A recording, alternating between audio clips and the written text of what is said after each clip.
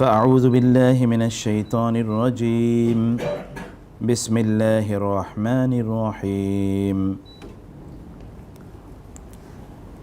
تبارك الذي جعل في السماء بروجا وجعل فيها سراجا وقمرا منيرا وهو الذي جعل الليل والنهار خلفة لمن أراد أن يذكر أو أراد شكورا وعباد الرحمن الذين يمشون على الأرض هونا وإذا خاطبهم الجاهلون قالوا سلاما والذين يبيتون لربهم سجدا وقياما والذين يقولون ربنا اصرف عنا عذاب جهنم إن عذابها كان غراما إنها ساءت مستقرا ومقاما والذين إذا أنفقوا لم يسرفوا ولم يقتروا وكان بين ذلك قواما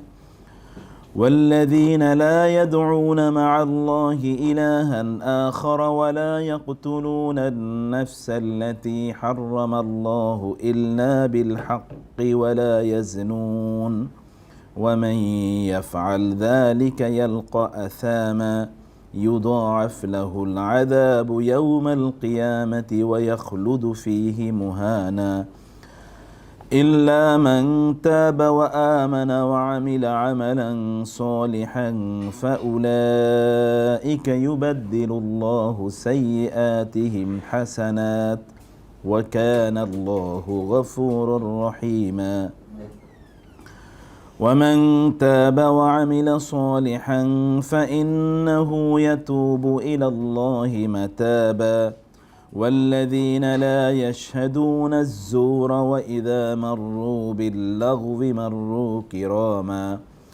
والذين إذا ذكروا بآيات ربهم لم يخروا عليها صما وعميانا والذين يقولون ربنا هب لنا من أزواجنا وذرياتنا قرة أعين واجعلنا للمتقين إماما أولئك يجزون الغرفة بما صبروا ويلقون فيها تحية وسلاما خالدين فيها حسنت مستقرا ومقاما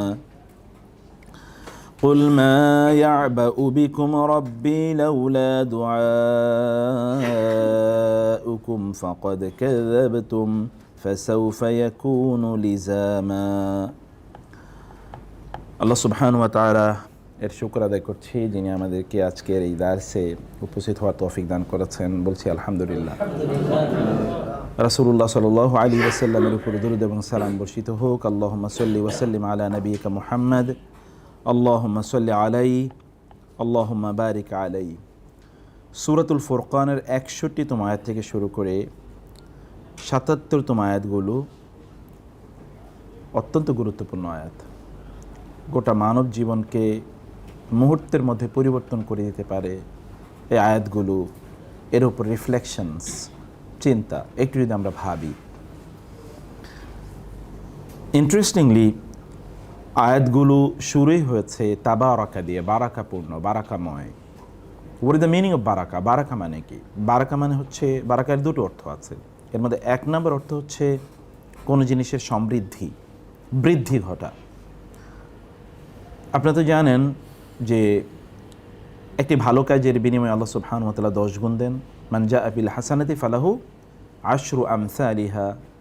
কোরআনে আল্লাহ তাআলা বলেছেন, কেউ যদি একটি ভালো কাজ করে আল্লাহ তাআলা তাকে তার 10 গুণ প্রতিদান প্রদান করেন। এবং অন্য আয়াতে আছে, কেউ যদি আল্লাহর রাস্তায় দান করে তাহলে এটা হচ্ছে ওই সিডের মতো, সিড অর্থাৎ ওই বীজের মতো, যে বীজটি আপনি বপন করলে সেখান থেকে 700টি বীজ তৈরি হবে, তাই না? মাসালুল্লাযীনা ইউনফিকুনা আমওয়ালাহুম ফি সাবিলিল্লাহ কামাসালি হাব্বাতিন আমবাতাত সাবআ সানাবিলা ফি কুল্লি সুমবুলাতিন মিআতু হাব্বা। যে একটি বীজ বপন করলেন সেখান থেকে 60টি শীষ হলো, প্রত্যেকটি শীষে 100টি করে দানা আছে। তাইলে একটি দানার পরিবর্তে কতটি দানা পেলাম আমরা? 700। কিন্তু এখানে আল্লাহ থামেননি, তিনি বলেছেন আল্লাহু ইউদাইফু লিমান ইয়াশা। কারো কারো জন্যে কারো কারো কোয়ালিটি এইরকম যে আল্লাহ 700 পর্যন্ত থামেন না, বরং সেটা হয়তো বা আরও বাড়িয়ে দেন। কতটুকু বাড়িয়ে দেন এটা তিনিই জানেন, তিনি এখানে কোনো সীমারেখা দেননি তিনি, তাহলে এটা তার উপর নির্ভর করে। লিমাই আল্লাহ ইউদাইফু লিমাই ইয়াশা, যার জন্য তিনি চান, ইট ইজ হিজ ডিসিশন যে তিনি কতটুকু বাড়াবেন। তাহলে এটা একটি জিনিস যে তাবারাক মানে হচ্ছে আল বারাকা, বারাকা মানে হচ্ছে এখানে বৃদ্ধি, বৃদ্ধির limit is only known to Allah. 2 নম্বর যেটা একটা স্ট্যাবিলিটি। কখনো কখনো আপনি দেখবেন যে আপনি কোনো একটা জিনিস পেয়েছেন, কিন্তু এই জিনিসটি আপনার জন্য স্থায়ী নাও হতে পারে। আপনি প্রতি মুহূর্তে টেনশনে থাকেন কবে যেন শেষ হয়ে যায়। আপনার ব্যবসা আছে, কিন্তু আপনি প্রতি মুহূর্তে তটস্থ থাকতে হয় কোন জায়গা দিয়ে যেন ব্যবসা একটু ধস নামে, তাহলে তো everything will be lost, everything will be damaged. কোথায় যে শেষ হয়ে যায়। পৃথিবীর সবচেয়ে বড় ইকোনমিতেও বেলুন ইকোনমি যে কোনো মুহূর্তেই কি ধসে পড়তে পারে। আপনি জানেন আমেরিকান ইকোনমি বা আমাদের দেশের ইকোনমিও, অন্যান্য দেশের ইউরোপের ইকোনমি, এই ইকোনমিগুলো যে কোনো সময় ধসে পড়ে অথবা ধসে পড়ছে। 2008 সালে সারা পৃথিবী জুড়ে যখন মানে ইকোনমিক রিসেশন যখন তৈরি হলো বা ইকোনমিক শাটডাউন, তখন আমরা দেখেছি কী পরিস্থিতি হয়েছে। এরপরে আবার আপনারা দেখেছেন 2020-21 আবার যখন করোনা বা ইত্যাদি আসলো, তখন আবার একটা ইকোনমিক রিসেশন তৈরি হয়েছে, স্লো ডাউন তৈরি হয়েছে। আবার যখন রাশিয়া এবং ইউক্রেন যুদ্ধ ইত্যকার আবার রিসেশন তৈরি হচ্ছে। এটা কিন্তু যে কোনো সময় অনেক স্ট্রং ইকোনমি, কিন্তু যে কোনো সময় কোলাপস করতে পারে। কিন্তু বারাকা মানে হচ্ছে ইট উইল নেভার কোলাপস, এটা কোনোদিনই কোলাপস হবে না। আপনি এই একটা স্টেবল অবস্থায় আপনি থাকবেনই যদি বারাকা আপনি পান। তো বারাকা দিয়ে তাবারাকাল্লাযী, আল্লাহ সুবহানাহু ওয়া তাআলা বলেছেন তার হাতে বারাকা, যিনি আসমান এর মধ্যে বুরুজ তিনি তৈরি করেছেন, অনেক কক্ষপথ তিনি তৈরি করেছেন। কক্ষপথ এখন আমরা জানি কত কক্ষপথ, প্রত্যেকটি হ্যাভেনলি বডিসের, সূর্যের কক্ষপথ আলাদা, চাঁদের কক্ষপথ আলাদা, তারকাগুলোর কক্ষপথ আলাদা, এবং এক একটার কক্ষপথের সাথে আরেকটার কক্ষপথের বিলিয়নস অফ কি আছে, মাইলস দূরত্ব আছে। এত দূরত্ব নিয়ে তারা চলে।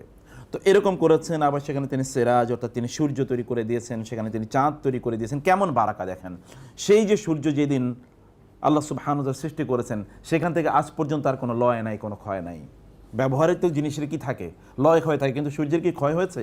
যে ঠিক আছে তার উজ্জ্বল আগে বেশি ছিল এখন কমে গেছে, তা তো হয়নি কখনো। চাঁদের উজ্জ্বল আগে বেশি ছিল এখন কমে গেছে, তা তো হয়নি কখনো। তো এটা তো তার স্ট্যাটিক স্ট্যাবল অবস্থায় আছে, এবং সে আগের মতো করে উঠে আগের মতো করে যায়।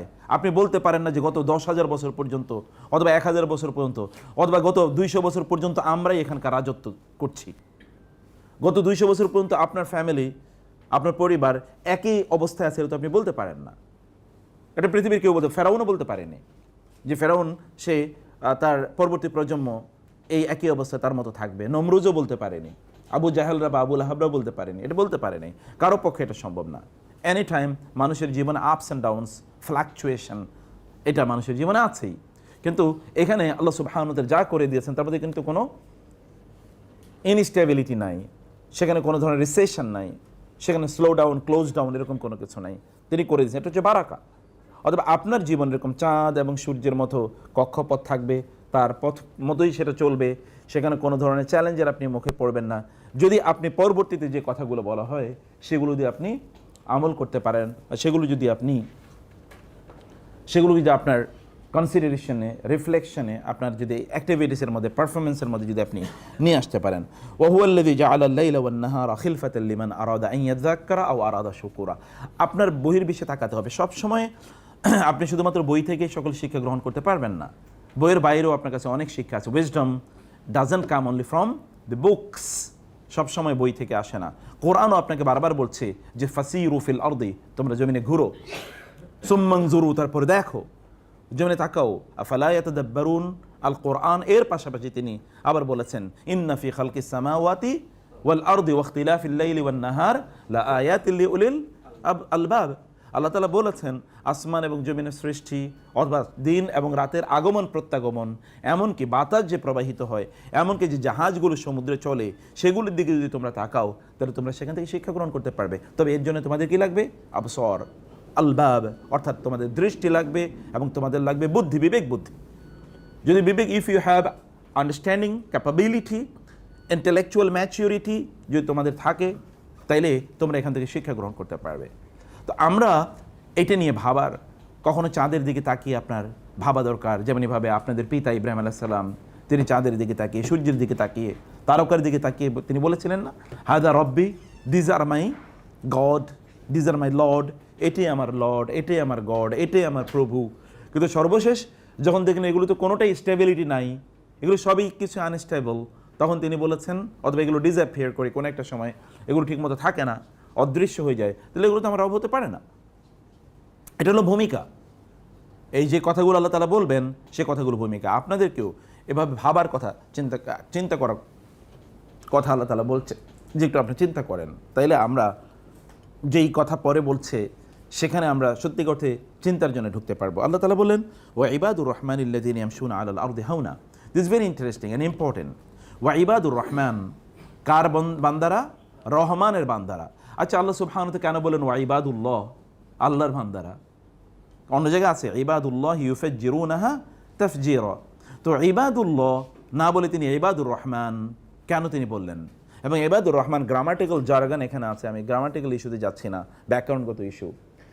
ইবাদুর রহমান হচ্ছে আল্লাহর বান্দা, এটা একটা ডিগনিটি, একটা অনার। কার বান্দা? আল্লাহ রহমানের বান্দা। রহমানের বান্দা, অন্য কারো বান্দা না। অতএব রহমানের বান্দা। আপনি যদি বলেন আমি প্রধানমন্ত্রীর লোক, তাহলে কি এটা কি আপনার মর্যাদা বাড়লেও না কমাইলো? বাড়ালো। আপনার ক্ষমতায় তখন তো আপনি রাস্তায় কেউ চলতে পারবে না, আমি প্রধানমন্ত্রীর লোক, এমন একটা অবস্থা, তাই না? অথবা আমি অমকের লোক, কিন্তু এটা দিয়ে আমরা থ্রেট দিই। গত কয়েকদিন আগে একজন আমার থ্রেট দিয়েছে, আমি কিন্তু গোপালগঞ্জের লোক, আমার থ্রেট দিয়েছে, বুঝতে পারছেন? মানে একজন মহিলা, তো তার ছেলে আমার মানে বিশাল একটা বড় টাকা চুরি করে নিয়ে গেছে। তো তাকে ফোন দিয়েছে আমার একজন লোক ফোন করার পরে বলছে একটু তুমি স্যারের সাথে কথা বলো। তো বলেছে ঠিক আছে। তো আমি বলছি সে বুঝতে পারি নাই, বলে আপনারা আমাকে ভয় দেখেন, আমি কিন্তু গোপালগঞ্জের লোক। তো মানুষ কিন্তু কোনো একটা জায়গা, কোনো একজন ব্যক্তি এর সাথে কি করে, একটু নিজকে ত্যাগ করে একটা সম্মান অথবা একটা ক্ষমতা দেখাতে চায়। যখন আল্লাহ বলেন ইবাদুর রহমান, তখন আপনার মর্যাদার কোথায় যায় চিন্তা করে দেখুন। 2 নম্বর বিষয় হচ্ছে, যখন তিনি বলেন ইবাদুর রহমান, রহমান শব্দটি এখানে আল্লাহ সুবহানাহু ওয়া তাআলা কেন চুজ করেছেন? এই জন্যে, মানে এই লোকেরা আল্লাহ সুবহানাহু ওয়া তাআলা এর অনুগ্রহের কারণেই কেবলমাত্র এই গুণগুলোর অধিকারী হতে পারে, আদারওয়াইজ তারা এই গুণের অধিকারী হতে পারত না। অতএব এই যে ইবাদুর রহমান মানে হচ্ছে এই লোকগুলো যাদের কথা অথবা এই বৈশিষ্ট্যগুলো, যেই বৈশিষ্ট্যগুলোর কথা পরে বলা হবে, এই বৈশিষ্ট্যগুলো মানুষ কেবল অর্জন করতে পারে যখন তাদের মধ্যে কি থাকে? আল্লাহর রহমত থাকে। আল্লাহর রহমত ছাড়া তারা কোনোদিন এটা করতে পারবে না। আল্লাহর রহমত না থাকলে তারা এই গুণের অধিকারী কোনোদিনই হতে পারবে না। তাহলে আপনার মধ্যে যদি পরবর্তী যে গুণগুলোর কথা বলা হয়, এগুলোর কোনো গুণ যদি আপনার মধ্যে থাকে, তাহলে বি শিওর দ্যাট আল্লাহ সুবহানাহু ওয়া তাআলা এর স্পেশাল রহমত আপনার উপর আছে,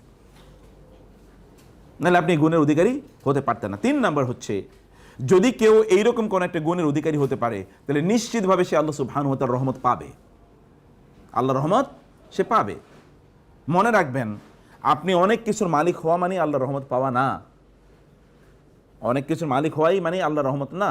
যেমন আপনি জানেন, যখন কারুনের নাম আপনি শুনেছেন, মুসা আলাইহিস সালামের যুগে ফেরাউনের সময়ে সবচেয়ে বড় ধনী, সবচেয়ে বড়। তখন এখন তো যেমন আপনার ওই যে ফোর্বস জার্নাল আপনার কি করে, ওয়ার্ল্ড ফরচুন জার্নাল বলে কে পৃথিবীর 1 নম্বর ধনী, 2 নম্বর ধনী, 3 নম্বর ধনী, এরকম ধনী বলে।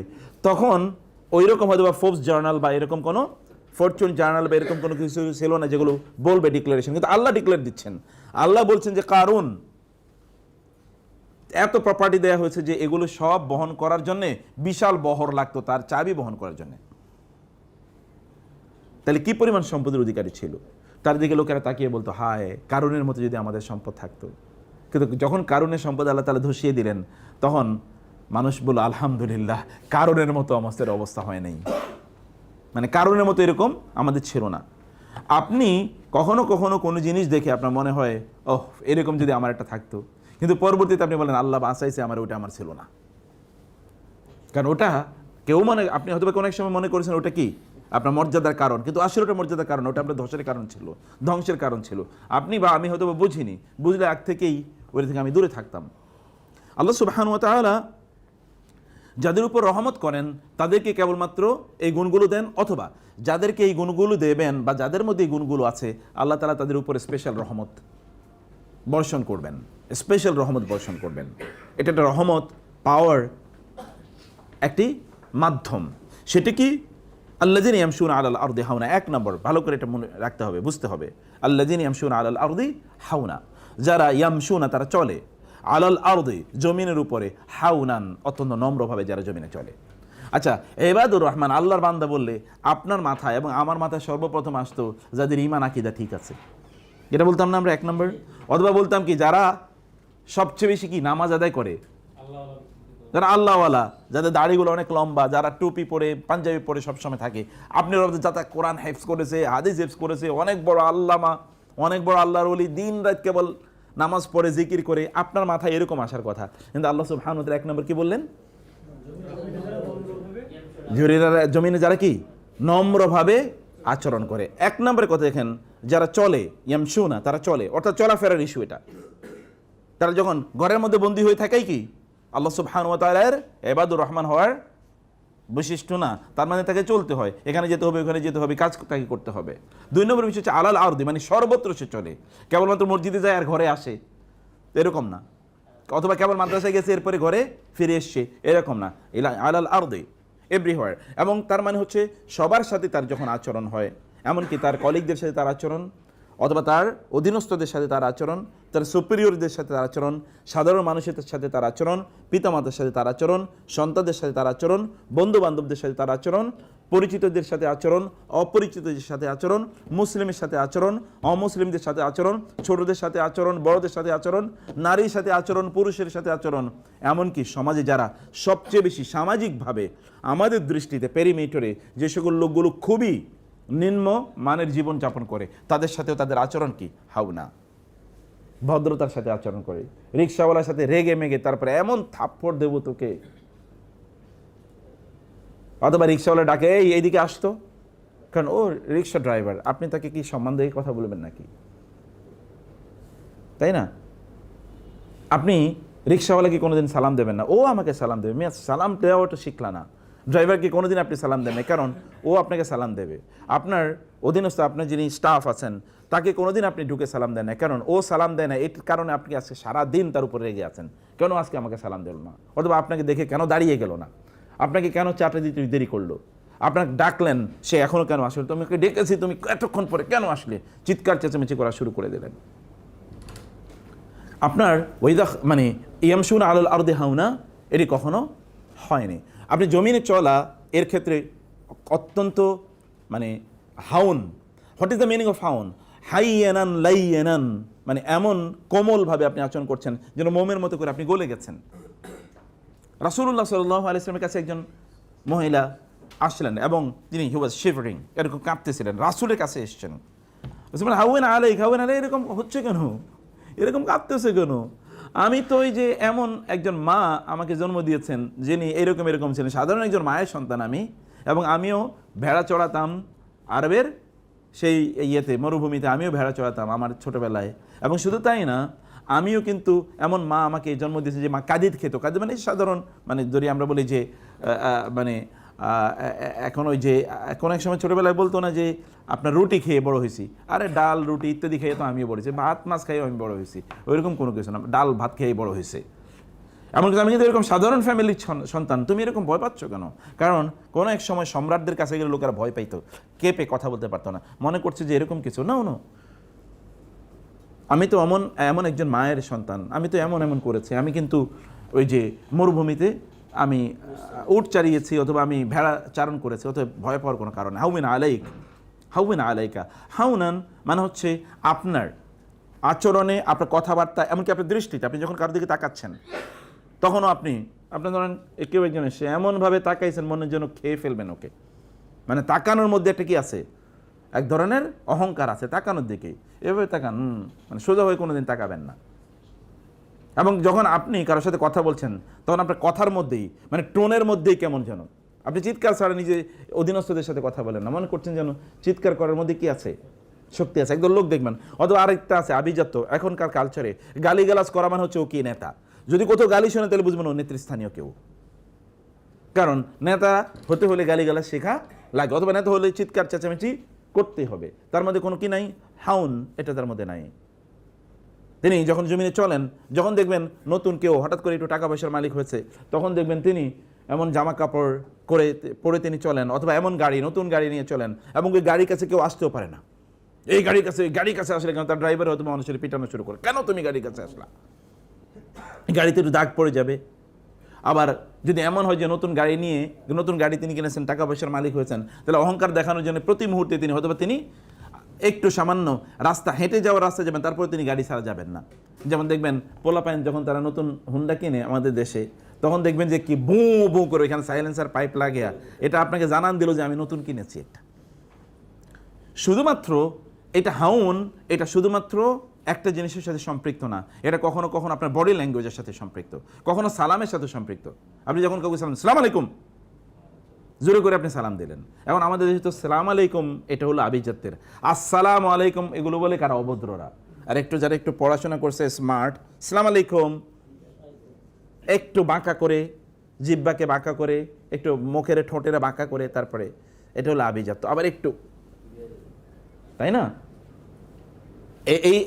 এরকম পরিস্থিতিও আছে। অথবা কেউ আপনাকে সালাম দিয়েছে, আপনি উনি নেতা আসলে, বুঝলেন নাই, আপনি তো ধরেন আপনি হলেন ম্যানেজার, অথবা ধরেন আপনি কোঅর্ডিনেটর, তো একজন মানুষ সালাম দিছে আসসালামু আলাইকুম, ও আলাইকুম আসসালাম বলতে কেমন লাগে, হচ্ছে বুঝা গেছে উনি আসলে নেতা। আবার কখনো কোনো উত্তরে নেয় না, তো ভাই সালাম দিয়েছিলাম, বড় ভাই সালাম দিয়েছিলাম, আমি উত্তর নিছি, তো তোমার শুনিয়া দিতে হবে নাকি উত্তর, বলে কিনা এরকম, তোমাকে শুনিয়া দিতে হবে নাকি উত্তর দিয়েছি তো। এটা তার টোনের মধ্যে কি আছে, অহংকার আছে, তার টোনের মধ্যে অহংকার আছে। তার সম্পদের মধ্যে যখন মানুষের টাকা পয়সা হয়, তখন তার মধ্যে টাকার গরম আছে, এটা তার মধ্যে অহংকার তৈরি করে। তখন তিনি এমন একটা কিছু করতে চান যেটা অন্যরা কেউ করে না, আমাকে নতুন কিছু একটা করে দেখাতে হবে যেটা কারোর সাথে মিলবে না, এটা আনকমন হতে হবে। এমনকি আমরা নাম রাখার ক্ষেত্রে আমাদের সন্তানদের একটু সাধারণ মানুষের নামগুলো হয় একটু জরিনা, সখিনা ইত্যাদি টাইপের, আর একটু যদি অভিজাত কারো সন্তান হয় তাহলে তার রবিন, অথবা কি তার জন্য ডেভিড অথবা জোভান, এরকম টাইপের হবে, যেগুলো নাম আপনি কোনোদিন শুনেনও না, আনকমন নাম, আছে কিনা। এটার ক্ষেত্রে আপনি দেখবেন একটা আভিজাত্যের টোন তার মধ্যে আছে, কারণ তার একটু টাকা পয়সা আছে, ওর নামের মধ্যে আপনি দেখবেন 7-8টা জিনিস মিলাইছে।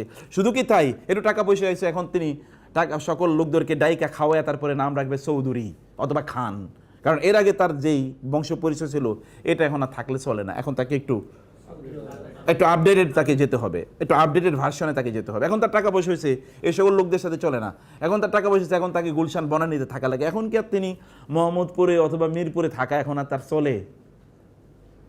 তার মধ্যে হাউন কোন অবস্থায় নাই, আল্লাযীনা ইয়ামশুনা আলাল আরদি হাউনা। এমনকি আল্লাহ সুবহানাহু ওয়া তাআলা কাফির মুশরিকদের কথা বলতে গিয়ে, কুরাইশের কথা গিয়ে বলছেন, ওয়া ইন ইয়াকাদুল্লাযীনা কাফারু লা ইউযলিকুনাকা বিআবসারিহিম লাম্মা সামিউ যিকর, যখন তারা আপনার দিকে তাকায় মনে হচ্ছে আপনাকে খেয়ে ফেলবে, এরকম ভাবে তাকায়। এমনকি আপনার পরিবারের সাথেও কিন্তু এমন আচরণ হতে পারে, যখন আপনার পিতামাতা দেখবেন পোলাপান যখন একটু ইউনিভার্সিটিতে বা কলেজে পড়ে, তখন ওদের সামনে কথাই বলা যায় না, চিৎকার করে আমি কি তোমার চেয়ে কম বুঝি নাকি। এবং আপনারাও হতে পারে, এখন আপনারা একটু বড় চাকরি করেন, বাবা মাকে বলবেন তোমাদের বয়স হয়ে গেছে, তোমরা চুপচাপ থাকো, আমরা এখন সালাম দুনিয়া, আছে কিনা এরকম। এটাও কিন্তু ওই যে আল্লাযীনা ইয়ামশুনা আলাল আরদি হাউনা এর বিপরীত। আপনি এখন অনেক কিছু বুঝে গেছেন, এই জন্য তুমি চুপ থাকো তো, এখন আমরা দেখব। ছেলে তো বিবিএ পড়তেছে, বাপের গিয়ে বলছে আমি তো এখন বিবিএ পড়ছি, আমি ব্যবসা বুঝি, তুমি তো আমার চেয়ে বেশি ব্যবসা বুঝো না। বাপেও তো ফুটপাতে ওই যে স্ট্রিট ফুড বিক্রি করতো, এখন বললো যে আমরা এখন সারা পৃথিবীতে অর্থনৈতিক মন্দা চলতেছে, তো তুমি এখন ব্যবসাকে তোমাকে এখন আমার ফর্মুলা অনুসারে ব্যবসা চালাইতে হবে। বাবা বললো আমি তো ভালোই চালাই দিচ্ছি, তুমি কি বলো, বলো বাবা আমি বিবিএ পড়ছি, তুমি আমার কথা অনুসারে চলো তুমি। আচ্ছা ঠিক আছে, কি করতে হবে, বলো অর্থনৈতিক মন্দা চলতেছে, সব আইটেম বিক্রি করা যাবে না, আইটেম কমে দাও। ঠিক আছে, আইটেম কি, বাপ বিক্রি করতো পুরি, সিঙ্গাড়া, তারপরে যে কি পেঁয়াজও বিক্রি করতো, ওই যে আপনার ওগুলো কি যেন সমোসা, তারপরে যে চপ, আবার ওই যে কি যেন চটপটি ইত্যাদি বিক্রি করতো। তো একটা কমে দাও, কি পুরিটা কমে দাও। তো এখন কি পুরি কমানোর কারণে পুরীর কাস্টমার কমে গেছে। বাপে এসে রাতে ছেলেরে বললো তুই মনে হয় ভালোই বলছো ছেলে, তোরে পড়ে ঠিকই করছি, আসলেই তো মন্দা, কারণ গতকাল বিক্রি করছি 2000 টাকা, আজকে বিক্রি করছি 1800 টাকা, নিশ্চয়ই মন্দা শুরু হয়ে গেছে। আসলেই বলেছে হ্যাঁ আমি তোমার বলছি না, অতএব আমার কথা অনুসারে চলো, অতএব আগামী দিন তুমি সিঙ্গারা কমে দাও। এখন সিঙ্গারা কমে দিয়ে পরের দিন হচ্ছে কি 1500 টাকা। এরপর দিন বলছে তুমি কিন্তু চটপটি কমে দাও, পরের দিন বিক্রি হয়েছে 800 টাকা, আসলে তো মন্দা। এরপর বলে তুমি একটা একটা কমে দাও, এরপরে শুধুমাত্র নিয়ে বসে আছে হলো চপ, আলুর চপ, এখন বিক্রি হয়েছে 100 টাকা। আসলেই তোরে আমি পড়ে ভালোই করছি, ব্যবসাটা বন্ধ করে দিছে। এখন বাপের ব্যবসা বন্ধ, এখন বাপ ছেলে কি, ছেলে পড়ে থিওরি, বাপ সেটা প্র্যাকটিক্যালি বাসায় প্র্যাকটিস করতেছে। কখনো কখনো আপনি পড়াশোনা করছেন বা আপনার ছেলেরা একটু ভালো পড়াশোনা করছে, তখন তার জন্যেও অহংকারে টিকা যায় না। এমনকি আমাদের সন্তানদেরকেও কিন্তু আমরা এমন আচরণ করি, আপনার সন্তানরা ওই বিশাল স্কুলে পড়ে, এইটাই আপনার গর্বে, মানে এইটার অহংকারে আপনি টিকতে পারেন না। এমন সময় হজে যখন আমরা যাই দেখেছি যে মানে হজে বা উমরাতে এরকম জায়গায় দেখেছি মিনায় বসে বসে কিছু কিছু মুরব্বীর একটাই কাজ থাকে, অথবা কিছু কিছু লোকের ইয়াং জেনারেশনের একটাই কাজ থাকে, ইয়াং মানে হচ্ছে আপনার মানে যাদের বয়স 40-45, তার কোন এমপির সাথে তিনি প্রতিদিন চা খান, এটা হলো তার একমাত্র আলোচনার বিষয়। কোন মিনিস্টারের সাথে তার প্রতিদিন একবার দুইবার ফোনে কথা হয়, এটা হচ্ছে তার আলোচনার বিষয়। এমনকি আপনার বাসায় আপনি কাদেরকে দাওয়াত দেন, যে কোনো প্রোগ্রাম অনুসারে শুধু তাদেরকে দাওয়াত দেন যারা বড় গাড়ি নিয়ে আসতে পারবে, কারণ আপনার প্রতিবেশীর পাশের বাসার যে ভাই আছে তার সাথে আপনার একটু মারামারি লাগছে, ঝগড়া বিবাদ লাগছে, ওনারে দেখাইতে চান আপনার কত বড় লোকজনের সাথে আপনার কি আছে। আচ্ছা, তাহলে ওই যা মানে আল্লাহ যিনি এমশুন আল্লাহর যে হাওনা কই, কোথাও তো নাই। টোনটা এটা আপনার একটু উঁচু হয়ে গেছে কিনা, আপনি অন্যদিকে তাকাচ্ছেন কিভাবে, তার সাথে কথা বলছেন কিভাবে, তাকে আপনি কোন দৃষ্টিতে আপনি দেখছেন, অথবা আপনি কিভাবে তার সাথে আপনি কথা বলছেন, কিভাবে তার সাথে আপনি আচরণ করছেন, তাকে দেখে আপনার মধ্যে কেমন তৈরি হলো। আমরা যার কাছে কোনো জিনিস পাবো তাকে দেখলে আমরা হাসি, আর যার সাথে কোনো জিনিস পাবো না তাকে দেখলে আমাদের মুখ দিয়ে হাসি বেরোই হয় না। শুধু হাসি কাকে দেখে, কিছু পাও না এই লোকটার কাছে কিছু পাবো। শুধু কার সাথে সুন্দর করে কথা বলি, যার কাছ থেকে কিছু পাওয়ার সম্ভাবনা আছে। শুধু কার সাথে সম্পর্ক রাখতে চাই, যার কাছে কিছু পাওয়ার সম্ভাবনা আছে। যেই সকল লোকেরা আমাদের কাছে কি চাইবে ওদেরকে দেখলে তো আগে অ্যাভয়েড করি, তার ফোনও পর্যন্ত রিসিভ করি না, এরকম একটা জায়গা আমাদের আছে। তাহলে আল্লাহ যিনি আমশুনা আল্লাহ আর দেখাও না, এটা কখনো কখনো আপনার সম্পদের কারণে হতে পারে, কখনো কখনো সৌন্দর্যের কারণে হতে পারে। যাদের চেহারা একটু সুন্দর তারা তো অন্যের দেখতেই পারে না। চেহারা যদি একটা সুন্দর হয় তাইলে আর কি, বিশেষ করে মেয়েদের কথা বলছি, চেহারা যদি একটা সুন্দর হয়, ছেলেরা যদি একটা হ্যান্ডসাম হয়, বডি বিল্ডার হয়, তাহলে তো সে আর কাউকে মানে চোখের মানে ইয়ের নিচে কনসিডারেশনই রাখে না। এমন একটা জায়গায় আমরা আছি। আবার সম্পদের কথা বলি, ক্ষমতা যদি কারো থাকে তাহলে তো অন্যদেরকে সে মারতেই মনে চায় প্রতি মুহূর্তে, অন্য কাউকে সে সম্মান বা মর্যাদা দিতে জানে না, মানুষের সম্মান বা মর্যাদা নিয়ে প্রতি মুহূর্তে সে সিনেমিনি খেলে, এরকম একটা জায়গা। তাহলে আল্লাহ যিনি আমশুনা আল্লাহ আর হাউনা, হাউন ইজ সো ইম্পর্টেন্ট। আপনি সত্যিকার অর্থে যদি আপনার মধ্যে এই নম্রতা রাখতে পারেন তাইলে আপনি ইবাদুর রহমানের অন্তর্ভুক্ত হয়ে গেলেন। অথবা সত্যিকার অর্থে ইবাদুর রহমান বলে আল্লাহ সুবহানাহু ওয়া তাআলা যখন এতগুলো গুণের কথা বলেছেন, এই গুণগুলো মানে হচ্ছে ইন্ডিভিজুয়ালি এর একটা গুণ যদি আপনার মধ্যে থাকতে পারে তাহলে আপনি কিন্তু ইবাদুর রহমান হয়ে যাবেন। একটা, যে কোনো একটা গুণ, অথবা সবগুলো গুণ মিলিয়ে। সবগুলো গুণ একজন ব্যক্তির মধ্যে নাও থাকতে পারে, কিন্তু আপনি কমপক্ষে একটা, ইউ জাস্ট ট্রাই ওয়ান, তাহলে আপনি একদিকে ইবাদুর রহমান হবেন, অথবা রহমানের যে রহমত আছে সেই রহমতের অধিকারী আপনি হবেন। অথবা আমরা যেটা বলেছিলাম এর আরেকটা অর্থ, তাহলে যে সত্যি করতে আল্লাহর রহমত আপনার উপর আছে। কারণ রাসূলুল্লাহ সাল্লাল্লাহু আলাইহি ওয়াসাল্লাম বলেছেন, আয়েশা রাদিয়াল্লাহু তাআলা আনহা যখন দেখলেন এক ইহুদি এসে রাসূল সাল্লাল্লাহু আলাইহি ওয়াসাল্লামকে বললেন আসসালামু আলাইক, আসসালামু আলাইক, নট আসসালামু আলাইক। ইহুদিরা শব্দ বিকৃত করে বলতো, আসসালামু আলাইক আপনার উপর শান্তি বর্ষিত হোক, আর আসসালামু আলাইকুম মানে আপনার ধ্বংস হোক। আয়েশা রাদিয়াল্লাহু তাআলা শুনে তিনি ক্ষিপ্ত হয়ে গেলেন এবং তিনি বলেন ওয়ালাইক আসসালাম ওয়া লানাতুল্লাহ, এরকম আরো কিছু। রাসূল সাল্লাল্লাহু আলাইহি ওয়াসাল্লাম বললেন ইয়া আয়েশা, মানে আলাইকে বিরিফক, আয়েশা একটু একটু ঠান্ডা ঠান্ডা একটু কোমল আচরণ করেন। ইয়া রাসূলুল্লাহ আপনি শুনেন নাই ওরা কি বলছে? আয়েশা আপনিও তো শুনেছেন আমি কি বলেছি, আমিও তো শুধু বলছি ওয়ালাইকা, আর কিচ্ছু বলি না। তুমি যা বলছো তোমার জন্য তাই হোক, আর কিচ্ছু বলিনি। কথার মাধ্যমেও কিভাবে কোমলতা রাসূল সাল্লাল্লাহু আলাইহি ওয়াসাল্লাম বলেছেন, যদি আল্লাহ তাআলা কোনো পরিবারের কল্যাণ চান তাহলে আল্লাহ সুবহানাহু ওয়া তাআলা সেখানে কি রিফক তৈরি করে দেন। আমাদের সবচেয়ে খারাপ সম্পর্ক থাকে আমাদের ফ্যামিলি মেম্বারদের সাথে, জানেন? সবচেয়ে খারাপ সম্পর্ক থাকে কার সাথে? ফ্যামিলি মেম্বারদের সাথে। বিশেষ করে আধুনিক যুগে সবচেয়ে খারাপ সম্পর্ক থাকে স্বামী স্ত্রীর। ডিমেনিং করে, অমর্যাদা করে কথাবার্তা বলার, তুমি এখন এই আগের চাকরি করতেছো, এখনো তোমার উন্নতি হয় না, এখনো তুমি আগের এলাকায় আছো, তুমি তো আগের মতো দেখতে এরকম মোটা সোটাই আছো, আর একটু স্মার্ট হতে পারলা না। মানে আপনাকে দেখবেন একদল লোকই আছে আপনাকে আঘাত করে তারা কি করতে চায়, কথা বলতে চায়, আপনাকে অসম্মান করে কথা বলবে, আপনাকে সম্মান দিতেই তারা চাইবে না, এমন কিছু লোকজন আছে। অথবা ধরেন আপনি অথবা সোশ্যাল মিডিয়াতে কোনো একটা করেছেন, আপনি কোনো পোস্ট করেছেন, তার পিছনে হয়তো বা 1000 মন্তব্য আছে, আপনাকে গালিগালাজ করতেছে, আছে না এরকম? আপনি কোনো একটাই করছেন, এখানে একটা অবলিক, এখানে তার কোনো কাজই নেই, কিন্তু তারপরে এসে আপনাকে একটা বাজে একটা মন্তব্য আপনার কাছে আপনাকে করে গেল। এই যে কোনো লোক যখন আপনার সাথে কথাবার্তা যখন বলে, তখন আপনি তার সাথে কি কওলু সালামা, আপনি তার সাথে শান্তির কথা বলবেন, শান্তি। আপনি আর একটা মারামারি লাগিয়ে দেবেন না। আমাদের তো প্রবলেম হলো, কোথাও আগুন লাগলে আমরা কি নিয়ে যাই? পেট্রোল নিয়ে যাই আর একটু আগুন জ্বালানোর জন্যে। যেমন আপনি কোথাও বসছেন কথা শোনার জন্য, মানে আলোচনা করার জন্য, সেখানে কারো বিরুদ্ধে কেউ একটু কথা বলছে, তখন আমরা কি করি? আপনি যা জানেন আমি তো তার চেয়ে বেশি জানি, আমি আরেকটু বললে তো এরপর আপনি বুঝবেন যে আসলে কত খারাপ, এবার আপনি আরও বানে টানে আরও কিছু সেখানে বললেন। অথচ আমাদের কি দরকার ছিল? ভাই বাদ দেন তো, এগুলো এভাবে বলা ঠিক না, আমাদের মুসলিম ভাই তো, অথবা আমাদেরই, আচ্ছা ঠিক আছে অন্য আলোচনায় যাই। সেটা না করে আমরা কি করি? এখানে একটু আর একটু আগুন জ্বালিয়ে দিই, আর একটু পেট্রোল ঢালি। সেখানে আমাদের নিয়ে যাওয়া দরকার ছিল পানির বালতি, আর আমরা নিয়ে যাই কিসের বালতি? পেট্রোলের বালতি নিয়ে যাই, আর একটু আমরা আগুন জ্বালিয়ে দিচ্ছি। ইজা খাতামহুমুল জাহিলুন, যখন জাহেলরা কোনো ডিসকাশনে থাকে তখন তারা বলে সালাম, সেখানে তারা শান্তির বাণী উচ্চারণ করে। শান্তির বাণী উচ্চারণ দুটো ইস্যু আছে, একটু তারা আসসালামু আলাইকুম বলে তারা চলে আসে। আমরা কখন আসসালাম ভাই, আসসালামু আলাইকুম, ঠিক আছে। যখন কোনো খারাপ আলোচনা শুরু হচ্ছে, আসসালামু আলাইকুম। যখন কেউ আপনাকে খারাপ কথা বলে, তখন আপনি তাকে বলবেন আপনার উপর শান্তি বর্ষিত, আচ্ছা ভাই চলেন, আচ্ছা ঠিক আছে ভাই, সরি, ঠিক আছে ভাই, এই আলোচনা আমরা না করি, আচ্ছা আমি ঠিক আছে নিজকে পরিবর্তন করার চেষ্টা করব, দ্রুত কুল ডাউন করা সিচুয়েশনকে। এটাকে আরও আপনি একটা বলেছে, ইংরেজি বাংলায় বলা হয় ইটটি মারলে কি পাটকেলটি খেতে হয়। ও ইট মারলো কেন, এবার আপনি পাটকেল। ও কেন পানির ছিটা দিল, এবার কি বাংলায় বলে না, পানির ছিটা দিলে কিসের বাড়ি যেন খাওয়া লাগে? লগির বাড়ি খাওয়া লাগে, তাই না? তো কেন সে পানির ছিটা দিল, এবার আমি লগি দিয়ে তাকে বাড়ি আনা শুরু করলাম, মারামারি করা শুরু করে দিলাম তার সাথে। এই আচরণ না করা, বরং শান্তির পূর্ণ কথাবার্তা বলা।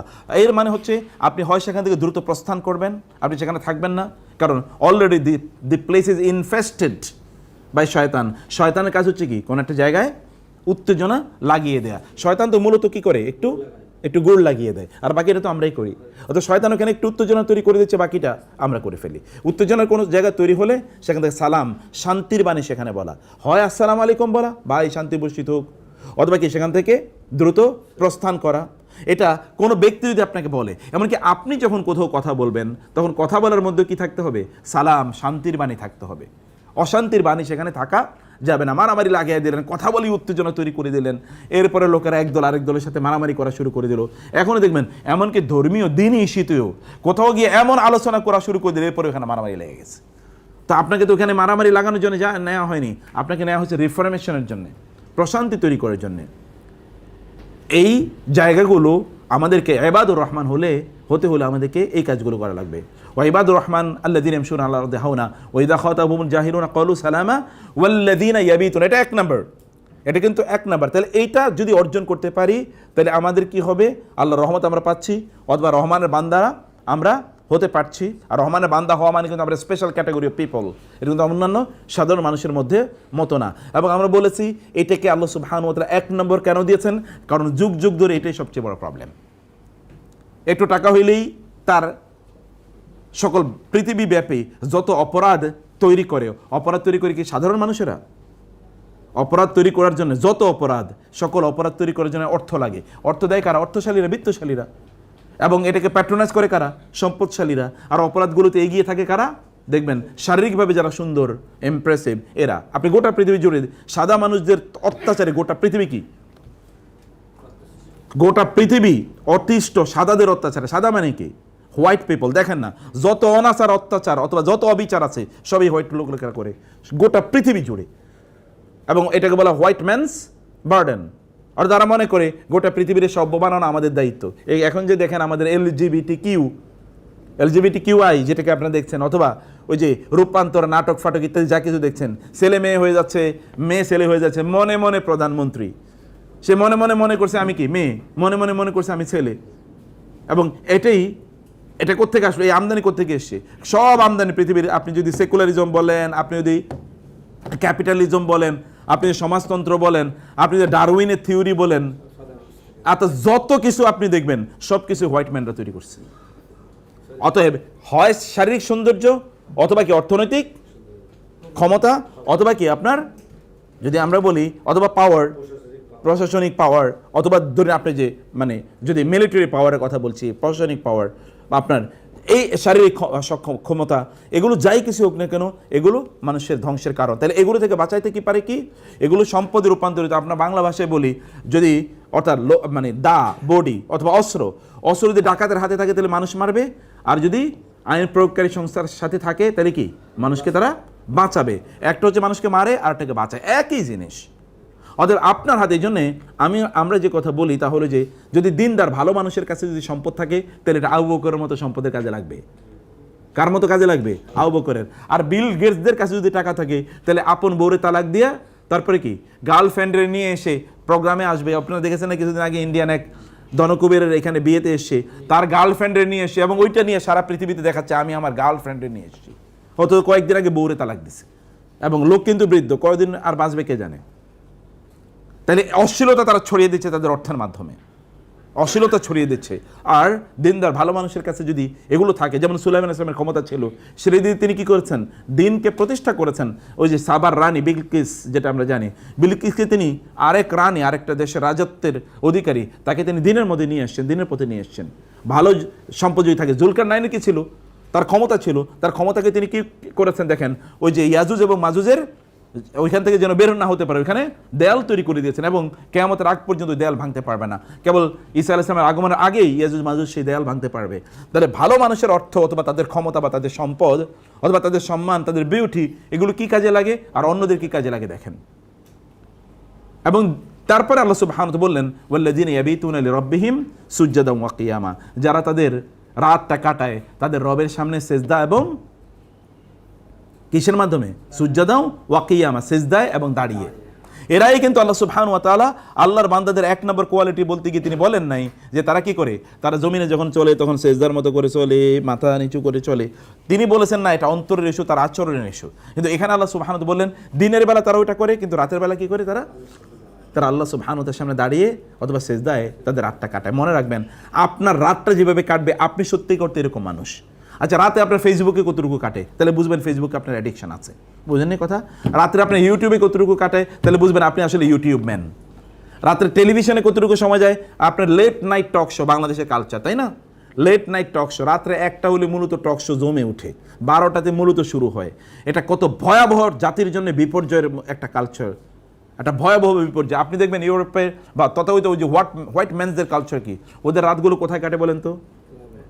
ক্লাবে ক্লাবে ক্লাবে। গতদিন কয়েকদিন আগে আপনি দেখেছেন বাংলাদেশের এক মানে নারী মহিলা, সেই মহিলা খুবই বাংলাদেশের মানুষের জন্য সেলিব্রিটি। সেই মহিলা মানে 87,000 টাকার মানে 87,000 টাকার মদ খাওয়ার পরে আরও কিছু মদ বাসায় নিয়ে আসতেছে খাওয়ার জন্যে। মানে ওগুলোতে তার পেট ভরে না, আরও নিয়ে আসতেছে বাসায় খাওয়ার জন্য। আবার এর আগে আপনি দেখেছেন যে মানে উত্তরবঙ্গে কোন এক লেডি মহিলা, সে একটা বিশাল বড় মদের বোতল একটানে খেয়ে ফেলছে। মানে এই যে একদল লোকের তাদের রাত কাটে কোথায়? ক্লাবে তাদের রাত কাটে, আর একদল লোকের রাত কাটে কোথায়? আল্লাহর সামনে দাঁড়িয়ে এবং সেজদানত। এর মানে কিন্তু আপনি সারা রাত ধরে এটা করছেন তা কিন্তু না, রাতের একটা অংশ জুড়ে এটা আপনি করছেন। এটা আপনি কতটুকু করতে পারেন সেটা জানি না। কোন একজন মহিলা এসে বলছিলেন যে তিনি প্রতি রাতে তিনি 3 ঘন্টা তাহাজ্জুদের নামাজ পড়েন। আমার এক ছোটবেলায় দেখেছি, আমার এক জ্যাঠা, উনি দেখতেন রাত্রে 1:30 2টায় যে উনি দাঁড়িয়ে যেতেন নামাজে, লম্বা সূরা পড়ে উনি পুরো বাকি রাতটা উনি তাহাজ্জুদের নামাজ পড়তেন। ওনার বয়স তখনও আমার মনে 60, কিন্তু কীভাবে পড়তেন? আমরা এখন এই যে মানে 50-এর কাছাকাছি এসে মানে রাতে 10-15-20 মিনিট যদি দাঁড়িয়ে থাকতে তার দিকে পাক ব্যথা করে। কিন্তু কিভাবে করলেন? আল্লাহ সুবহানাহু ওয়া তাআলা এর ওই যে ইবাদুর রহমান, না হলে এটা হয় না। রাসূল সাল্লাল্লাহু আলাইহি ওয়াসাল্লামের বয়স যখন 61-62 তখনও তিনি রাতের অধিকাংশ সময় দাঁড়িয়ে নামাজ পড়তেন এবং তার পা ফুলে যেত। পা একটু যেহেতু তিনি একটু বালকি হয়ে গেছেন, বয়স হলে মানুষ কি হয়, একটু শরীরটা ভারী হয়ে যায়, তো পায়ের বেশিক্ষণ দাঁড়িয়ে থাকলে পায়ের পাতা ফুলে যায় এবং ফেটে যায়, একটু ফুলে যায়, ফেটে যায়। প্রায় দেখেছেন এই যে মানে মাত্র তো রমজান শেষ হলো, এখানে তারাবির নামাজ পড়তে আমাদের পাগুলো ফুলে যেত অথবা ব্যথা করা শুরু করতে শেষের দিকে, তো তার পা ফুলে যেত এবং পা ফেটে যেত।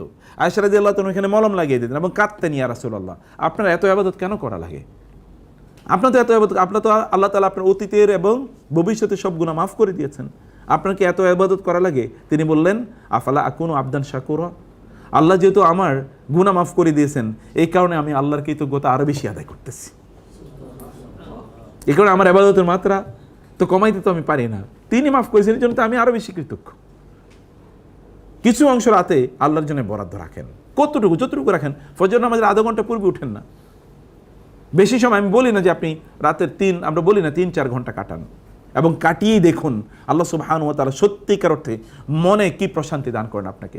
এক্সপিরিয়েন্স করেই দেখুন মনের প্রশান্তি। সত্যিকার আল্লাহর কসম করে বলছি, কোনো ধরনের এই যে সিনেমা, নাটক, খেলাধুলা কিচ্ছুতে প্রশান্তি নাই, বরং ওখানে আর আগুন জ্বলতে থাকে, আগুন আরও কি জ্বলতে থাকে। আপনার অ্যালার্জি, গ্যাস্ট্রিক আছে, বা আপনার ওই যে কেউ অ্যাসিডিটির প্রবলেম আছে, আমরা অ্যাসিডিটির প্রবলেম দূর করার জন্য এমন কিছু খাই যাতে অ্যাসিডিটি আরও তৈরি হয়। অ্যাসিডিটি এটা আমাদের যখন কষ্ট হয়, একদল লোক তারা কি করে, তাদের প্রচণ্ড মনে কষ্ট, এই মনে কষ্ট অথবা তাদের কি ফ্রাস্ট্রেশন, ডিপ্রেশন ইত্যাদি আছে, তখন তারা বাংলা সিনেমা নায়কদের মতো মদ খাওয়া শুরু করে, নেশা করে। আমাদের তো গোটা পৃথিবী জুড়ে এটাই কালচার, এবং শয়তানের কাজই হলো এটা। শয়তান কিন্তু মানুষকে মদ এবং অশ্লীলতা এর ব্যাপারে শয়তান তাদেরকে নির্দেশনা প্রদান করে, মানুষ ওই দিকে তারা ঝুঁকে যায়। আপনি এন্টারটেনমেন্ট, এখন মন খুব খারাপ, কিছুক্ষণ গান শুনবেন, গান শোনার পরে এরপরে মনটা আরো দ্বিগুণ খারাপ হবে। কিছুক্ষণের জন্য হয়তো এটা মলম দেওয়া, উপরে মলম দেওয়ার মতো হবে, কিন্তু আলটিমেটলি ওইখানে কি আরো বার্নিং শুরু হয়ে গেছে। কিন্তু আপনি you come to the Quran, you come to Allah সুবহানাহু ওয়া তাআলা, টু দি যিকির of Allah, to his remembrance, আল্লাহর সামনে দাঁড়িয়ে আপনি একটু কেঁদেই দেখেন, সত্যি কথা আজকে বলছি, এবং এক্সপিরিয়েন্স করে দেখুন। একটু কাঁদেন দুহাত তুলে আল্লাহর কাছে, এবং দেখেন বৃষ্টি হলে যেমনিভাবে সব ময়লা আবর্জনা দূর হয়ে যায়, আপনার একটু কাঁদতে পারলে, আল্লাহর সামনে একটু দাঁড়িয়ে থাকতে পারলে, একটু সিজদায় একটু লম্বা সময় কাটাতে পারলে, দেখবেন সব ময়লা আবর্জনা দূর হয়ে যাবে। আল্লাযীনা ইয়াবিতুনা লিরাব্বিহিম সুজদান ওয়া কিয়ামা, এবং এই সকল ব্যক্তিরা ওয়াল্লাযীনা ইয়াকুলুনা রব্বানা রব্বানা সরিফ আন্না আযাবা জাহান্নাম ইন্না আযাবাহা কানা গরামা, এবং তারা এর পাশাপাশি আল্লাহ সুবহানাহু ওয়া তাআলাকে বলে যে আল্লাহ তুমি আমাদের থেকে জাহান্নামের শাস্তিকে দূর করে দাও। আচ্ছা, আপনি এবং আমি একবার চিন্তা করে দেখুন, আপনাকে গোটা পৃথিবীর সবচেয়ে বড় ধনী বানিয়ে দেওয়া হবে, শুধু 1 ঘন্টা আপনাকে আগুনে পোড়ানো হবে, কে কে রাজি হবো আমরা? বলে 1 ঘন্টা আপনাকে আগুনে পোড়ানো হবে, পোড়ানোর পরে তারা সারা পৃথিবীর আপনাকে সবচেয়ে বড় ধনী বানিয়ে দেওয়া হবে, কেউ কি রাজি হবে? কেউ রাজি হবে? আপনার মোহাম্মদ আলী নাম শুনেছেন, বক্সার, বিশ্বখ্যাত বক্সার। ওনার ইসলাম গ্রহণের পেছনে উনি একটা কাহিনী বলেছেন, তাহলে যে কোনো একবার সিগারেটের কি একটু ওই যে দেয়া সেলাই, মানে ম্যাচের একটু আগুন হাতে কোথাও একটু লেগে গেছিল, এরপরে এই যে যে একটা দহন যন্ত্রণা, এই যন্ত্রণা তার মনে হলো যে তাহলে জাহান্নামের যে আগুনের কথা বলা হয় সেটা কি? তিনি কিন্তু মুসলিম না, অমুসলিম, খ্রিস্টান। এরপরে এতটুকুই তাকে ইসলাম মুসলমান বানিয়ে ফেলেছে। আমাদের একটু যদি জ্বলে, তাহলে আমরা কি অবস্থা আমাদের থাকে। যারা একবার পুড়েছে, এই যে বিভিন্ন জায়গায় বার্নিং ইউনিটে গিয়ে দেখবেন একটু পুড়ে গেছে, এই লোকগুলো এক্সপিরিয়েন্স একবার জিজ্ঞেস করে দেখুন যে কি পরিমাণ তাদের যন্ত্রণা। গোটা পৃথিবী বিক্রি করে দিয়ে যদি তারা একটু ভালো থাকতে পারতো, তাহলে তারা তাই করতো। তো জাহান্নামের যন্ত্রণা তো এরকম, ওইখান থেকে তো বের হওয়ার কোনো সুযোগ নেই। 1 ঘন্টা, 2 ঘন্টা, 1 বছর, 2 বছর, 1000 বছর, 2000 বছর, 1000 কোটি বছর, 2000 কোটি বছর পরে বাইরে হবেন, এরকম কোনো সম্ভাবনা আছে না। সে কারণে আল্লাহর কাছে এটা মোমেনদের, ইবাদুর রহমানের এটা একটা প্রার্থনা থাকে যে হে আল্লাহ, রব্বানা সরিফ আন্না আযাবা জাহান্নাম ইন্না আযাবাহা কানা গারামা ইন্নাহা সাআত মুস্তাকাররা ওয়া মুকামা। এটা খুবই ভয়াবহ জায়গায়। ওয়াল্লাযীনা ইযা আনফাকু লাম ইউসরিফু ওয়া লাম ইয়াকতুরু ওয়া কানা বাইনা যালিকা কাওয়ামা। আমি আর 10 মিনিটের মধ্যে শেষ করেছি। ওয়াল্লাযীনা ইযা আনফাকু লাম ইউসরিফু ওয়া লাম ইয়াকতুরু ওয়া কানা বাইনা যালিকা কাওয়ামা। তারা যখন দান সাদাকা করে অথবা যারা যখন ব্যয় করে, তখন তারা অতি ব্যয় করে না, আবার তারা কি কাঞ্জুসিও করে না, বরং এই দুটোর মধ্যখানে তাদের অবস্থান থাকে, মধ্যম পন্থা তারা অবলম্বন করে। আপনি ব্যয়ের ক্ষেত্রে একদল লোক আছে ব্যয় কুণ্ঠ, অর্থাৎ তারা কি করে না, তারা ব্যয় করেই না। তারা ব্যয়ের ক্ষেত্রে তারা খুবই সম্পদ সব কুক্ষিগত করে রাখে, সব ব্যাংকে জমা করে রাখে, দান করতে চায় না, সাদাকা করতে চায় না, এমনকি ফ্যামিলির জন্য খরচ করতে চায় না, এমনকি পিতা মাতার জন্য খরচ করতে চায় না। আমাদেরকে অনেকে জিজ্ঞেস করে, আমার যে টাকা ইনকাম করিস, আমার সংসার চালাইতেই কষ্ট হয়, আমার বাবা মাকে এখান থেকে দিতে হবে কিনা কিছু। অথচ সেই বাবা মাকেই তাকে বড় করেছেন কষ্ট করে না খেয়ে অথবা অর্ধ খেয়ে, তারপরে বাবা মার জন্য তার পশ লাইফ লিড করার জন্যে। আপনি দেখেছেন এবারের ঈদেও এরকম অনেক ভিডিও দেখেছি, মানে সেই ভিডিওতে দেখেছি যে পিতামাতার ছেলে অথবা ধানমন্ডিতে তার বিশাল কয়েকটা তার ফ্ল্যাট, 5-7টা ফ্ল্যাট, কিন্তু বাবা তাই কোথায়, বৃদ্ধাশ্রমে আছে। আর ছেলে অনেক বড় মানে ব্যারিস্টার অথবা কি ডক্টর, কিন্তু বাবা আছে বৃদ্ধাশ্রমে। বাবাকে সে বৃদ্ধাশ্রমে রেখে এসছে, ওইখানে সে থাকে, এবং বাবা কেঁদে বলছে আমি ভালোই আছি, ওদের থেকে তো কমপক্ষে দূরে থাকলাম, ওদের স্মৃতি থেকে দূরে থাকলাম। এবং একজন বলেছে যে আমি তো আমার এই ছেলেকে ব্যারিস্টারি বা কী যেন পড়িয়ে থাকে, 30 লক্ষ টাকা তার পেছনে আমি তখন খরচ করেছিলাম। এখন ওই ছেলের বাসায় আমার জায়গা হন, আমি ওর কাছে না থেকে এখানে আছি, এটাই আমি ভালো আছি, এখানে আমার ছেলেরা এরে কত কষ্ট নিয়ে কথা বলাচ্ছে। এই যে আপনার দান বা আপনার ব্যয়ের ক্ষেত্রে মধ্যম পন্থা অবলম্বন করা, অর্থাৎ কিছু করা কিছু না করা, আবার একেবারে সব করে দেয়া। কেউ কেউ একেবারে সব করে ফেলছে, এখন তার সব দিয়ে ফেলেছে, এখন তার নিজেরই চলে না। এই দুটোর একটা আল্লাহ সুবহানাহু পছন্দ করেন না। আল্লাহ সুবহানাহু পছন্দ করেন যে আপনি কিছু দেবেন কিছু রাখবেন, এভাবে আপনি করবেন। তাতে আল্লাহ সুবহানাহু, ওই যে বারাকা যেটা আমরা শুরুতেই বলেছি, এই বারাকা আল্লাহ সুবহানাহু প্রদান করবেন। এরপরে আল্লাহ সুবহানাহু বললেন যারা ওয়াল্লাযিনা ইযা আনফাকু লাম ইউসরিফু ওয়া লাম ইয়াকতুরু ওয়া কানা বাইনা যালিকা কওয়ামা ওয়াল্লাযিনা লা ইয়াদউনা মা আল্লাহি ইলাহান আখারা, যারা আল্লাহর সাথে কাউকে ডাকে না, কেবল ডাকে তার কাকে? আল্লাহ সুবহানাহু ওয়া তাআলাকে। এমনকি আপনার সকল জায়গায়, সকল ক্ষেত্রে, সকল প্রয়োজনে আপনাকে আল্লাহ সুবহানাহু ওয়া তাআলাকে বলা দরকার। আল্লাহকে বলার এই অভ্যাস তৈরি করা দরকার। আমাদের অভ্যাস তৈরি হয়নি। আমরা প্রথমে বিপদে পড়লে কাকে ডাকি? আমরা মারে ডাকি ও মা, ও বাবা, এটা তো আমাদের মুখে। এরপরে আমরা বিপদে পড়লে ফোনটা নিয়ে আগে, মানে হাতে ফোনটা নিয়ে আমরা ফোন করি, একটু খোঁজার চেষ্টা করি পাওয়ারফুল কে আছে তাকে একটু আমরা ধরার জন্যে, আইনে কে আছে অথবা ক্ষমতায় কে আছে, তাই না? এরকম লোকজনকে আমরা খোঁজা শুরু করি।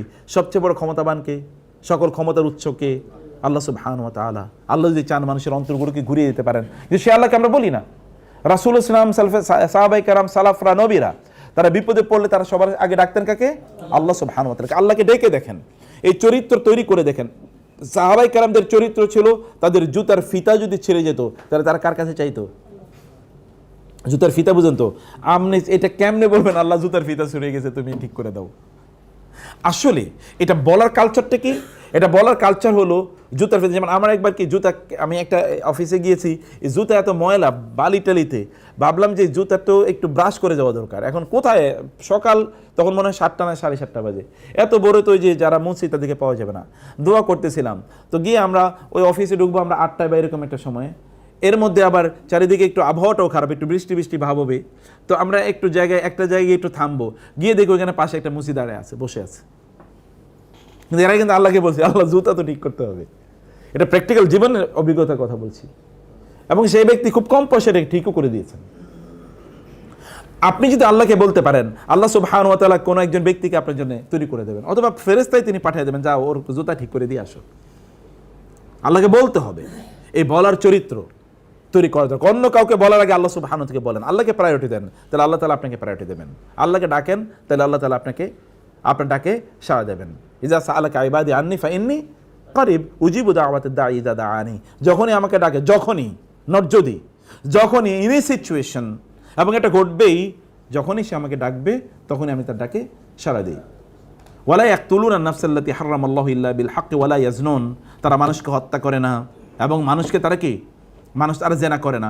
মানুষকে হত্যা কেবলমাত্র ফিজিক্যালি হত্যা না, কখনো কখনো সাইকোলজিক্যালি, স্পিরিচুয়ালি মানুষকে আমরা হত্যা করি। সাইকোলজিক্যালি মানে মানুষকে এমন কষ্টের কথা বললাম, এই কষ্টের পর ওই লোকটা আসলে কি এত আহত হলো, বা তার মৃত্যুর মতো পরিস্থিতি তৈরি হলো, আমি তার কথা দিয়ে তাকে আমি হত্যা করলাম। অথবা আমি তাকে এমনভাবে হত্যা করলাম যে তার আধ্যাত্মিক হত্যা, অর্থাৎ আমি তাকে ধরে অথবা সিনেমা হলে নিয়ে গেলাম, আমি তাকে একটা খারাপ জিনিস, অথবা এখন তো ইয়াং জেনারেশনের কি হয়, এই ইউনিভার্সিটির ছাত্ররা তারা হচ্ছে আপনার ওই তাদের এই যে পেন ড্রাইভে হয়তো ধরেন 500-1000 সিনেমা আছে, সবচেয়ে নিকৃষ্ট সিনেমাগুলো, এগুলো তারা আদান প্রদান করে, এগুলো তারা নিতে থাকে। একসময় কিন্তু আপনার এই যে সিডি টিডি ইত্যাদি, যেখানে এই যে মোবাইলের দোকানে, ওইখানে লোড ফ্লেক্সি লোডের মতো এরকম কি আপনার মোবাইলে বিভিন্ন সিনেমা লোড করা যেত। আমি জানি না এখন আছে কিনা, এই সময় দেখতাম এগুলো লোকের, এখন তো ইন্টারনেট অ্যাভেলেবল, সব জায়গাগুলো পাওয়া যায়। এই হারাম জিনিসগুলো, এগুলো বিভিন্ন জায়গায় পেন ড্রাইভে অথবা বিভিন্ন হার্ড ডিস্কে করে এগুলো বিভিন্ন জায়গায় চলে যেত। আপনি কিন্তু তাকে হত্যা করলেন, অন্যভাবে তাকে হত্যা করলেন, সিনেমায় নিয়ে গেলেন, হারাম কাজে নিয়ে গেলেন, অথবা তাকে আপনি সুদের কাছে নিয়ে গেলেন, ঘুষের কাছে নিয়ে গেলেন, এগুলো তাকে আপনি হত্যা করলেন। একদল লোক তার হত্যা করে। ওয়ালা ইয়াজনুন, আরেক দল লোক তারা জেনায় লিপ্ত আছে। জেনা কেবলমাত্র শরীরের একটা পার্টিকুলার অঙ্গ দিয়ে হয় না, জেনা কিন্তু চোখ দিয়ে হয়। রাসূলুল্লাহ সাল্লাল্লাহু আলাইহি ওয়াসাল্লাম বলেছেন না, ও জেনাহুমা আন আইন ও জেনাহুমা আন নজরু, চোখের তাকানো কি জেনা। আপনি মোবাইল, আপনি হয়তো বা ফেসবুক অথবা ইউটিউব আপনি স্ক্রল ডাউন করছেন, এর মধ্যে একটা খারাপ একটা দৃশ্য আসলো, কি দেখছি একটু দেখি তো, দেখবেন একটা উলঙ্গ মহিলা এখানে নাচতেছে, অর্ধ উলঙ্গ নাচতেছে, অথবা আরও খারাপ দৃশ্য এখানে আছে, আপনি কিছুক্ষণ তাকিয়ে থাকলেন, কেউ আছে নাকি? ও এদিকে ওদিকে তাকিয়ে দেখলেন কেউ আছে কিনা।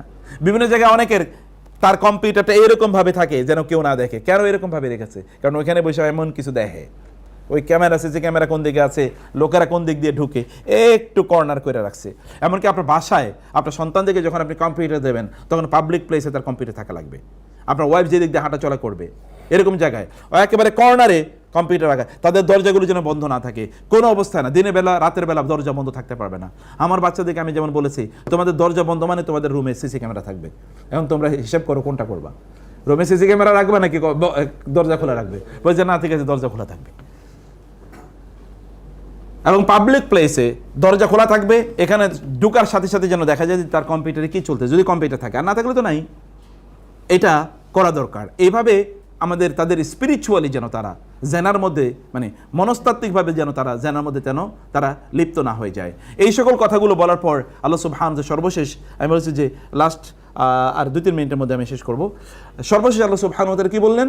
একদল লোকের কথা বলেন, ওয়াল্লাযীনা ইযা মাররু, যখন তারা মাররু বিল্লাগবি মাররু কিরামা, যখন একদল লোকের কথা তারা একবার শেষের দিকে আরও কিছু গুণাবলী আল্লাহ সুবহানাহু ওয়া তাআলা বললেন যে তারা হচ্ছে যখন তারা ইজা মাররু বিল্লাগবি মাররু কিরামা, যখন তারা কোনো আল্লাগো, অপ্রয়োজনীয় কোনো কথা, অপ্রয়োজনীয় কোনো কাজ, অপ্রয়োজনীয় কোনো আচরণ ইত্যাদির পাশে দিয়ে যখন যায়, তখন তারা কেরামা, একজন কারিম, সম্মানিত, মর্যাদাবান ব্যক্তির মতো তারা সেই দিক দিয়ে তারা যায়।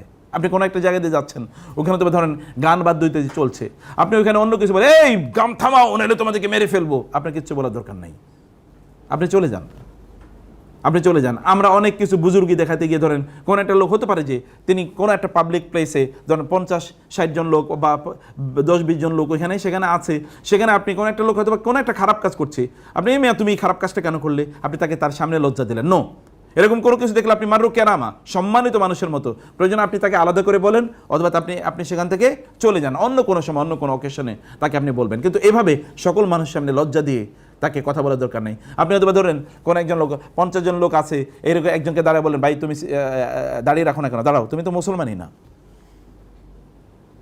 এটা কি আপনি তাকে দাওয়াতি কাজ করলেন? এটা দাওয়াতি কাজ না, বরং আপনি খারাপ জিনিস দেখেছেন, অন্যায় তার মধ্যে আছে, তাকে আপনি আলাদা করে বলেন, এমনভাবে বলেন।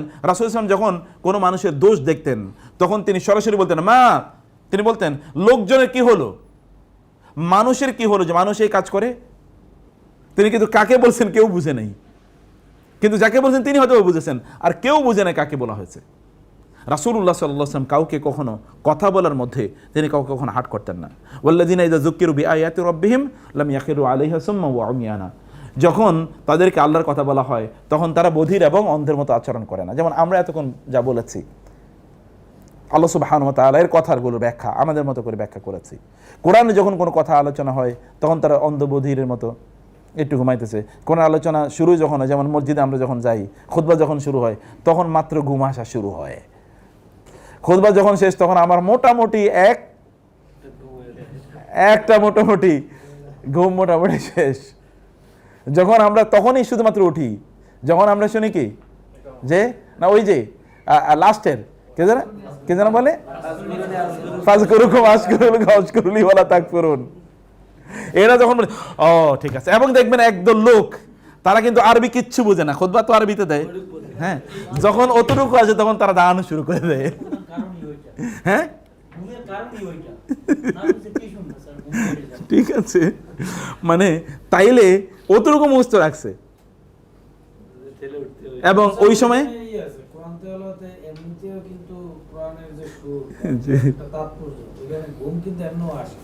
না, কিন্তু তখন আমাদের ঘুম আসার কথা ছিল না, তখন ওই যে মনোযোগ দিয়ে শোনার কথা ছিল। এমনকি কোরআন তেলাওয়াতের আদবের মধ্যে এটা একটা, যে যদি কোনোদিন কখনো যদি এমন হয় যে আপনার ঘুম চলে আসে, তাহলে কি করতে হবে? বন্ধ করে দিতে হবে। এমনকি সালফে সালেহিন কোরআন তেলাওয়াতের সময় হাই তোলাকে তারা নিষিদ্ধ মনে করতেন, কারণ এটা কোরআনের সাথে কি যায় না, এটা কোরআনের সাথে শিষ্টাচারের সাথে যায় না। যেমন ধরেন আপনি প্রধানমন্ত্রীর সামনে বসে, তার একটা এক্সাম্পল বলছি, প্রধানমন্ত্রী বক্তব্য দিচ্ছে, আপনি সামনে বসা, এরপরে কি অবস্থা হবে? SSF নিয়ে তারপরে কি, তাই না? তো এটা তো আল্লাহ সুবহানাহু ওয়া তাআলার বাণী। আপনি সেটা ঠিক বলছেন যে প্রশান্তি তৈরি হয়, সেটা একটা ভিন্ন জিনিস। কিন্তু মনোযোগ দিয়ে আমাদের কি করতে হয়? শোনা দরকার, মনোযোগ দিয়ে আমাদেরকে শুনতে হয়। তো আমি বলছিলাম যে এই যে যখন দিনের কথা হয় বা কোরআনের কথা হয় তখন আপনাদের বক্তব্য সত্য, আমি বুঝিনি দেখে আমার হয়তো বা ঘুম আসে। তো তাইলে এটা এক দলের দায়িত্ব যে মানুষের গম্য ভাষায় তাদের সামনে কথা বলা, এটা একটা ইস্যু। আরেকটা ইস্যু হলো যে আমাদেরও তখন কি সজাগ রাখার চেষ্টা করা, যতটুকু সজাগ থাকা যায়, যতটুকু সজাগ থাকা যায়। আমি দেখছি অনেক জায়গায় যখন দিনই আলোচনা শুরু হয় তখনই মানুষের একে প্রথমে তো এরকম কেউ ধরো এরকম তাকে আছে, আসলে কিন্তু ঘুমাইতেছে, কারণ খুব কষ্ট করে চোখটারে রাখছে। আমরা এটা শেষ করে নেই, আর 1 মিনিটে শেষ করে নিই স্যার, একটু লিখে রাখেন কাইন্ডলি। না রেলেভেন্ট তো? জি জি। বিষয় হচ্ছে সোশ্যাল মিডিয়া এখন একটা কথা উঠতেছে যে খুতবা বাংলায় দেওয়ার বিষয়টা, এটা আপনি হয়তো ঠিক আছে, আমি খুতবা বাংলায় দেই, এটা হলো আমার কথা। আমি খুতবা বাংলায় দেই, একেবারে দুটোই। আমি খুতবা বাংলায় দেই। খুতবা তো দুইটাই, খুতবা তো একটা না, খুতবা 3টা না, খুতবা হলো 2টো। আমি খুতবা বাংলায় দেই, কিন্তু এখন প্রশ্ন হলো যে কেউ কেউ বলতে পারে যে এরা আরবি জানে না দেখে বাংলায় খুতবা দেয়, আছে এরকম একটা বক্তব্য আছে। তো যারা আরব দেশে 20-25 বছর পড়ছে তারা আরবি জানে না, এই জন্য তারা বাংলায় খুতবা দেয়, এই সকল কথার কোনো অর্থ আছে নাকি? অর্থ নাই। মূল সমস্যা হলো যে আমি কাকে বলছি, শ্রোতা কারা? শ্রোতাকে আরবি বুঝে? শ্রোতাকে আরবি বুঝে, তাহলে আমি আরবি বলে তাকে লাভ কি? আরবির ভালোবাসা তৈরি করছি। আরবি ভাষাগতভাবে ভাষা হিসেবে আরবির কোনো শ্রেষ্ঠত্ব নাই। আবার বলছি, ভাষা হিসেবে আরবি কি নাই? শ্রেষ্ঠত্ব নাই। শ্রেষ্ঠত্ব কিসের? কোরআনের। সেই কারণে আপনি আরবি শিখতেছেন। কোরআন যদি ইংরেজি ভাষায় নাজিল হইতো তাহলে কি আমরা ইংরেজি শিখতাম না? তাহলে ভাষা কোরআন বাংলা নাজিল হইতো বাংলা শিখতাম না? ভাষা হিসেবে আরবির কোনো শ্রেষ্ঠত্ব নেই। ভাষায় যে বাংলা যেরকম মর্যাদার, ইংরেজি যেরকম মর্যাদার, আরবি কি একই মর্যাদার। ওই যে বলা হয় আমি আরবিকে 3 কারণে ভালোবাসো আরবিকে, এই হাদিসটি একটা ভুল, মানে দয়ীফ হাদিস, এটা কোনো সহিহ হাদিস না। অতএব হাদিসের উপর আমল করার কোনো প্রয়োজন নেই। আপনি বলবেন যে আমাদেরকে কবরে কিসে প্রশ্ন করা হবে? কবরে যখন আমরা যাব তখন সাধারণ মানুষ কবরে যাবে না যে কোনোদিন আরবি শিখে নেই, তো সে কি তখন বাংলায় কথা বলবে না আরবিতে কথা বলবে? আল্লাহ যদি চান তাকে কি আরবি শিখিয়ে দিতে পারেন না? সেটা আল্লাহ সুবহানাহু ওয়া তাআলার ইস্যু। জান্নাতে কোন ভাষায় কথা বলবে আমরা জানি না কিছু। যে ভাষা যদি আল্লাহ তাআলা বলেন যে তোমাদেরকে 1000 ভাষা শিখিয়ে দেবো, তিনি কি দেখিয়ে দিতে পারবেন না? তখন আপনি শিখে নেবেন, আপনি সকল ভাষায় কথা বলবেন, এগুলো ইস্যু না। আরবি ভাষা হিসেবে আরবির কোনো মর্যাদা নেই। আরবির মর্যাদা কোরআনের কারণে আরবির যতটুকু, কিন্তু ভাষা হিসেবে এটা সকল ভাষা একই সমান। তাহলে আমরা কোরআন বোঝার জন্য আমরা আরবি শিখছি, কিন্তু ওইখানে যে আরবিতে কি সিনেমা হয় না? আরবিতে কি গান নাই? আরবিতে কি গালিগালাজ নাই? আছে কি না? আরবিতে গালিগালাজ নাই? আরবিতে সবই তো আছে। তো কি এখন কোরআনে, মানে কোরআনে সব কিছু থাকলে কি সব পবিত্র হয়ে যায়? যেমন কোরআনে ফেরাউনের নাম আছে, কারণ ফেরাউন কি পবিত্র? কোরআনে খিনজির আছে, একজনের নাম ছিল খিনজির মোল্লা। তো জিজ্ঞেস করলাম কি ব্যাপার, নাম কেন খিনজির মোল্লা? বলে কোরআনে আছে। খিনজির মানে কি? শুয়োর। নাম রাখছে খিনজির মোল্লা, নাম রাখছে তুকাজ্জিবান, তাই না? এটা মানুষ বুঝেনি এই জন্যে। তো যাই হোক, আমরা যে কথা বলছিলাম যে এখানে মৌলিক সমস্যাটা যেখানে, তা হলো যে আমাদের দৃষ্টিভঙ্গিগত। তো আমরা যখন আল্লাহ সুবহানাহু ওয়া তাআলার কথা যখন আমাদেরকে বলা হয়, তখন আমরা অন্ধের মতো করে, বধিরের মতো করে, কানে যেমন কিছুই শুনলো না, চোখে যেমন কিছুই দেখলেন, এরকম যেন না হয়। সজাগ সতেজ অবস্থায়, ফ্রেশ অবস্থায় সেই কথাগুলো শোনা, এটা। এবং সর্বশেষ ওয়াল্লাযিনা ইয়াকুলুনা রব্বানা হাব লানা মিন আজওয়াজিনা ওয়া যুররিয়াতিনা কুররাতা আয়ুন ওয়াজআলনা লিল মুত্তাকিনা ইমামা। যারা আল্লাহর কাছে বলে যে আল্লাহ আমাদের সন্তান, আমাদের স্ত্রী, আমাদের স্বামীদেরকে আমাদের চোখে প্রশান্তকারী বানান। এখন what is the meaning of this? এর অনেকগুলো অর্থ আছে, তোমাদের বলি। একটা অর্থ হচ্ছে যে কুররাতা আয়ুন মানে হচ্ছে তাদের দিকে তাকালে আপনাকে চোখটা শান্ত হয়ে যাবে। এখন আমাদের স্ত্রীর দিকে তাকালে কি চোখ শান্ত হয় নাকি? মেজাজ খারাপ হয়। স্বামীর দিকে তাকালে কি মেজাজ খারাপ হয় নাকি শান্ত হয়? এটা তো বিগ কোয়েশ্চেন, তাই না?